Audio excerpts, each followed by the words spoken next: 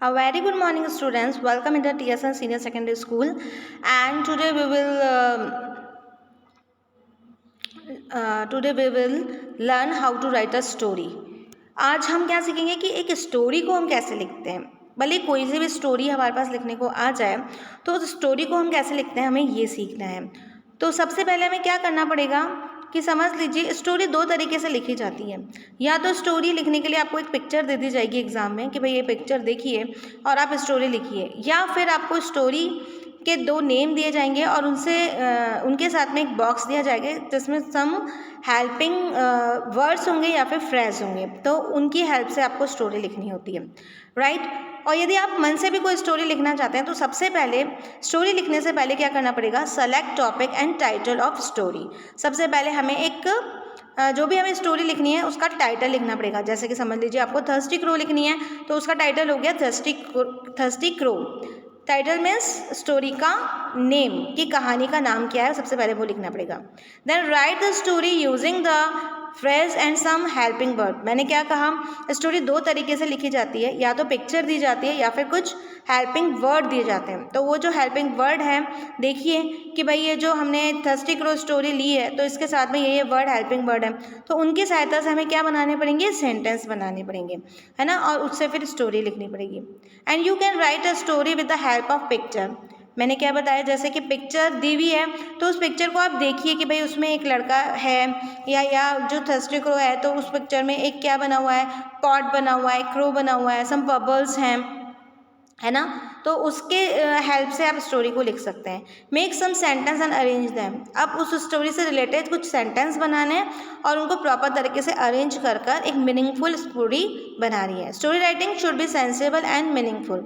तो जो भी आपने सेंटेंस बनाए हैं और उनको अरेंज किया है उसको आप देखिए पढ़कर कि वो मीनिंगफुल हैं, क्या वो सार्थक रूप एक कहानी को दे रहे हैं। And in the last mention the moral of the story. और फिर जब आपकी कहानी पूरी हो जाए तो लास्ट में हमें क्या लिखना है कि स्टोरी से हमें क्या शिक्षा मिलती है, मॉरल ऑफ द स्टोरी क्या है। तो स्टोरी लिखने के लिए सबसे पहले टाइटल, ठीक है, फिर उसके बाद देखना क्या है कि क्या यदि पिक्चर दे रखी है तो उस पिक्चर को देखकर स्टोरी लिखनी है, सेंटेंस बनाने हैं, उनको बिल्कुल अरेंज करना है। देन यदि पिक्चर नहीं है, सम वर्ड्स दे रखे हैं बॉक्स के अंदर, तो उन हेल्पिंग वर्ड्स के जरिए आपको स्टोरी बनानी है।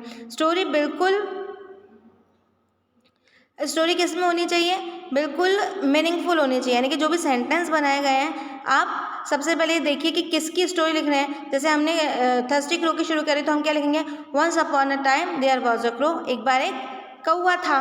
और हमेशा जो स्टोरी है वो कौन से टेंस में लिखी जाएगी, पास्ट में लिखी जाएगी, है ना, तभी तो वो कहानी बनी। तो वो पास्ट टेंस का यूज़ करते हुए आप स्टोरी को लिख दीजिए। फिर हमने देखा कि मतलब हमने ये तो टाइटल लिख दिया थर्स्टी क्रो, उसके बाद हमने क्या लिखा, once upon a time there was a crow. फिर उसके बाद हमने कुछ वर्ड्स देखे, मतलब वर्ड्स देखे, हेल्पिंग वर्ड्स देखे। अब उन हेल्पिंग वर्ड से कौन से सेंटेंस बन सकते हैं, वो हमने सेंटेंस बनाए, ठीक है। और फिर जब हमारी स्टोरी कंप्लीट हो गई तो लास्ट में उसका मॉरल लिख दिया। तो इस तरीके से स्टोरी बनती है। फॉर एग्जाम्पल मैं आपको 2 स्टोरीज है लिख कर लाई हूँ मैं, जो कि आपके एग्ज़ाम में आएगी। इसको आपको लर्न करना है और इसी तरीके से लर्न करना है। ये जो मैंने ब्लैक पेन से लिखा है या फिर ब्लैक पेन से जो अंडरलाइन की है वो वर्ड्स आपको इसमें भरने हैं। तो ये आपकी हेल्प के लिए स्टोरी मैं पूरी लिख के दूंगी, पर ये वर्ड्स आपको भरने हैं। तो इसी तरीके से आप एग्जाम के लिए तैयारी कीजिएगा।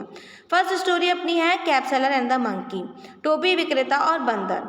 अ cap seller use to go the sell from village to village. मतलब अ कैब सेलर जो है वो अपनी कैब्स को सेल करने के लिए कहाँ जाता था, गाँव से गाँव जाता था।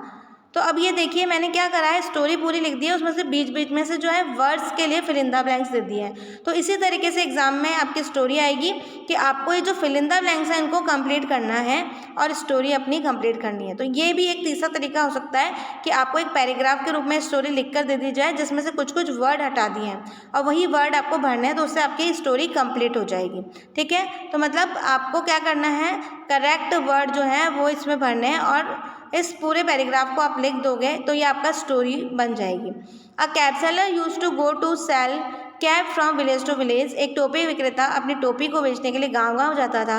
One day when he reach in the garden he very sad. एक दिन वह बगीचे में पहुंचा, ही वॉज वेरी टायर्ड। एक दिन वह बगीचे में पहुंचा और वो बहुत थका हुआ था। So he put his load of down under a tree, kept his head on it. तो उसने उसका जो टोपी से भरा हुआ जो वो तो बोझा था वो अपने सर से उतारा और वो पेड़ के नीचे आराम करने लगा, है ना। उसकी एक गठरी थी टोपी की, उसने उसको उतारी और पास में रख दी और पेड़ के नीचे आराम करने लगा। And lay down to sleep when he woke up after some time, मतलब लेट गया और थोड़ी देर बाद जब वो उठा, found that some monkeys had takes away all the caps, उसने क्या पाया कि कुछ बंदर उसकी सारी टोपियां ले गए हैं।